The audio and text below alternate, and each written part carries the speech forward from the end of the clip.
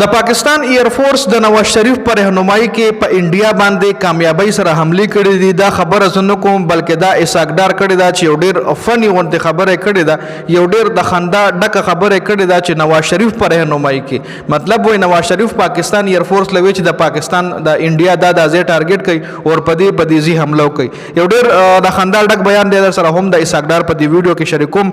بل زموږ د پاکستان وزیر دفاع خواجه آصف هم د مذاکراتو د انډیا او د پاکستان مذاکراتو حواله سره یو درې اهم نکات راوچت کړي دي، په هغه باندې هم خبره کو. بل انډیا څه خبره کوي د مذاکراتو حواله سره، د کشمیر حواله سره در سره هم په دې ویډیو کې شریکوم.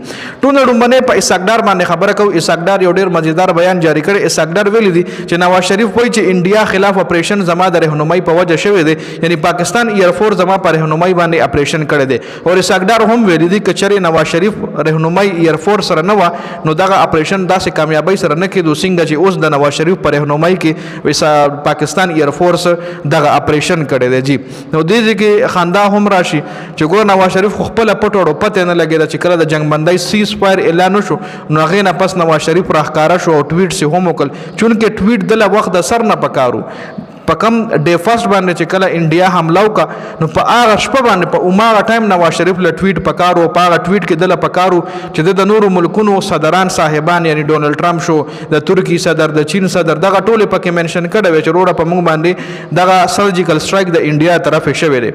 خو نه نواز شریف هغه ټایم ټویټ کړی نه دی کړی. نو زه دې کې دا حیران یم چې دا کټپتلیان دا اساګدار د څنګه داسې قسم بیانات جاری کوي. جی خبر د پاکستان وزیر دفاع خواجه آصف ویلي دي چې چېرې د پاکستان او انډیا مذاکرات کیږي نو موږ به په درو خبرو باندې انډیا سره مذاکرات کوو. جی یو په کشمیر باندې به انډیا سره خبره کوو، یو په سینتاس معاهده باندې خبره کوو چې کومې اوبه د انډیا د طرف نه په پاکستان باندې بندي شوي نو د پاکستان حق ته په انډیا باندې کړی دي نو په هغې باندې به خبره کوو. او درېیمه چې کومه ده په دهشتګردۍ باندې به خبره کوو.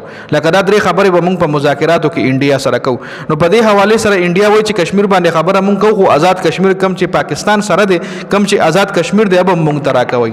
انډیا د دې خوبونه ویني وروره چې موږ له به کشمیر راکوي. انډیا وایي چې په دهشتګردۍ خبرې ته تیار یم، په دهشتګردۍ باندې خبره در سره کوم.